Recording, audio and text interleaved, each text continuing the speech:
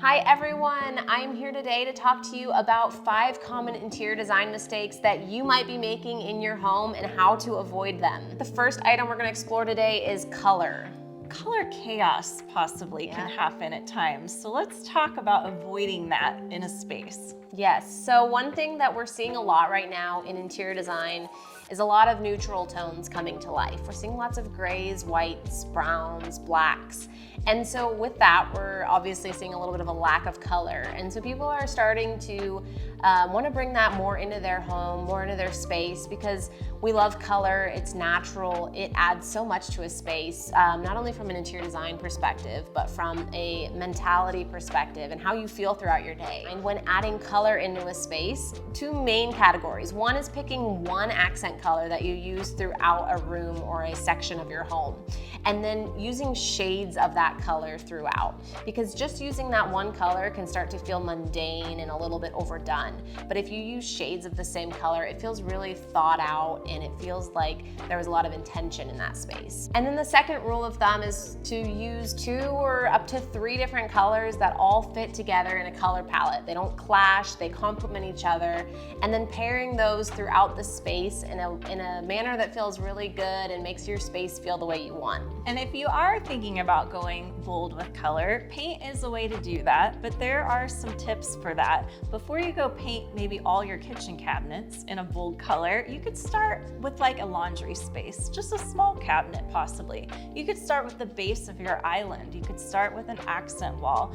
It's a way to bring in color for sure, and it's not so permanent that it can't be removed, but if you think about starting in a small space to introduce that color, that might be the way to go if you're trying to make a really bold statement with color in your space. Yeah, absolutely. Let's talk about some lighting, and more specifically, what happens when there's insufficient lighting for maybe what you have going on in your space? Yeah, so lighting obviously plays a big part of interior design. Not only are the fixtures important, but the light that those fixtures put off is extremely important. Different spaces need different kinds of light. We have our task lighting, our ambient lighting, and our accent lighting, and all 3 of those categories are extremely crucial to different spaces. Task lighting is really important in rooms where you're working, so your kitchen, your office, spaces where you're reading or doing an important task and you really need to be able to see. And then accent lighting is ideal in spaces that you're hosting or entertaining, because it's that extra layer of light that's just creating a mood, not so much creating actual light. And then your ambient lighting is going to be your overhead, your can lights, your chandeliers, things like that. And really the best case scenario is pairing all of these light types in a manner that feels cozy and plentiful and allows you to change things up. You know, dimming lights is really important. Getting your cans and all your fixtures on dimmers is crucial. So the dimmable light switches are great, and then also you can now buy Wi-Fi light bulbs, and they're not only dimmable to whatever level you want them at for any lamp or fixture you put them in, but you can pick the hue even. There are pink light bulbs. LEDs have not got there yet, but there's incandescent pink light bulbs that put off this lovely amber glow, and so maybe pop one of those into one of your lamps, and it does help to create a lovely scene with that dim light, and it can hide. Maybe your house isn't as clean as you want it, but it can really soften it up and make it look great. And those light bulbs can go in any light fixture that you have already. So it's a really quick and easy way to step up your game. Control it on the app on your phone. Yeah. And you can set timers. Here's another thing.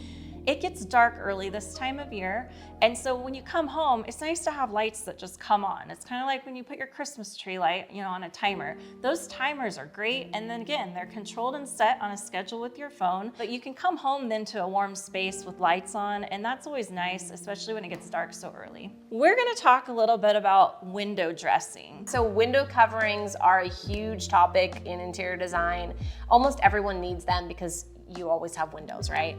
And most people are wanting some capacity of privacy. Now this varies, and one thing that I always like to tell people is if you can leave your windows open as much as possible, do that, because it creates a really beautiful natural art piece almost for your home, and it lets in a lot of really important natural light like we were just talking about. But with that, we do know that people need privacy. So there's 2 trains of thought here. One is creating window coverings that are very minimal. You don't really see them, but they provide that privacy factor when they are down. But when they're up, we want them out of the way. We want to pretend they're not even there, right? So we're gonna do roller shades for stuff like, for that need. Roller shades are really thin strips of fabric. They can be completely black out, or they can let in some light still.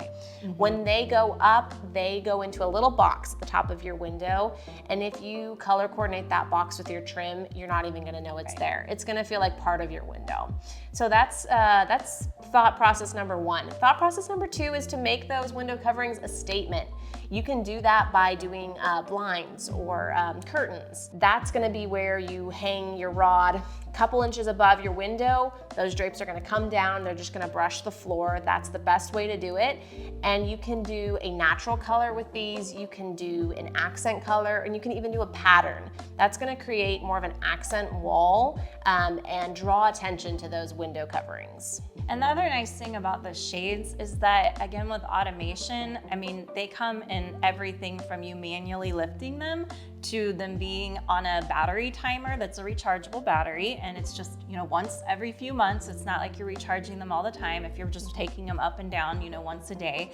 To being Wi-Fi powered and charged again and controlled again by an app on your phone where you set the schedule. And these shades are going up and they're going down, or they're coming closed and they're opening at a time that you choose. So it's really great options to explore so that it is something that's functioning for you and providing privacy when you need it, but letting that natural light in, which we all need more vitamin D and sunlight in our life. So we want to let that in when we can.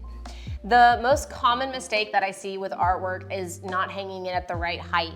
Most people know that you want to center your artwork on the wall. That's pretty standard. You know that you want it straight, but what height do you hang it at?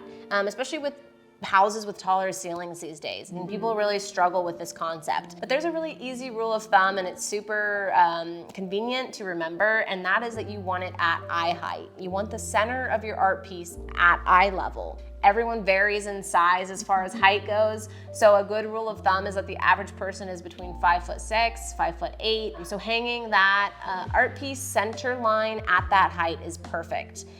If you're doing a larger collage or maybe a series of different images together, a good rule of thumb is to take the approximate center of that group and put that at the eye height. And if you're short like myself, then when you're hanging things, I'm in the 5'3", 5'4" range. So I always think about hanging it a little bit higher than what I naturally think it should be at my eye level, so that it is at that level that Emma was just describing. Another good trick is if you're going to try to tackle a gallery wall and you want to figure out the layout and the spacing, and also maybe you already have the items, it's really nice to lay them all out before you go hanging and putting things up on a wall and take a picture of it. You can see a lot from your space or from that collage by taking a photo of it and looking at it before you go and commit to where you're gonna hang it.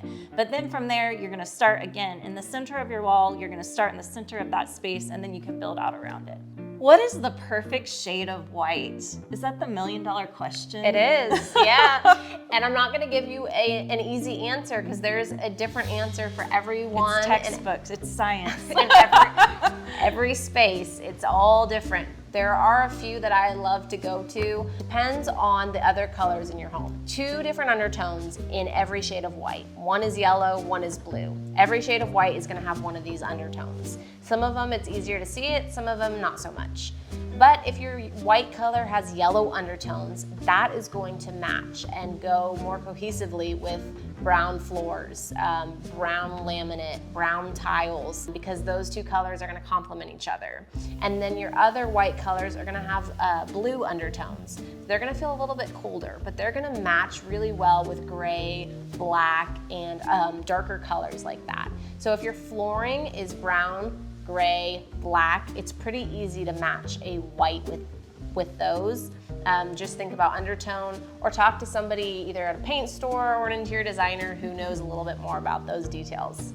Yeah, and there's another piece to this, that when you think about on the exterior of a home, if you're going with a white exterior paint, the natural sunlight is gonna hit that in the outdoor lighting, and it's gonna look totally different than this little swatch does. So again, you might pick out a white that looks almost yellow, completely yellow on that swatch, and then when it's up on a house, it's gonna come out as the white. And so it really is something that kind of takes some professional, kind of takes some experience and trials with white to get it right the first time. Yeah, that's a really good point. I am a huge proponent of getting a little sample, putting it up on your wall, making sure it's the right color, because it's gonna look different based on your in-home lighting, your natural lighting. It's gonna look different at certain times of the day. So definitely get a little can, put some up on your wall. That's the best way to tell if it's the right color for you.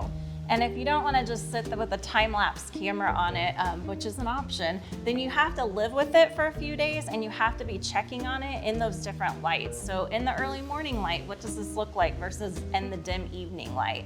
And that's going to make a big difference too for you to be able to pick out the right one with the right tone and it looks good all the time. Thank you guys so much for joining us today. We had a great time talking to you about common interior design mistakes and how to avoid them. If you have a question for us regarding an interior design question, we would love to hear from you. So please feel free to comment that below.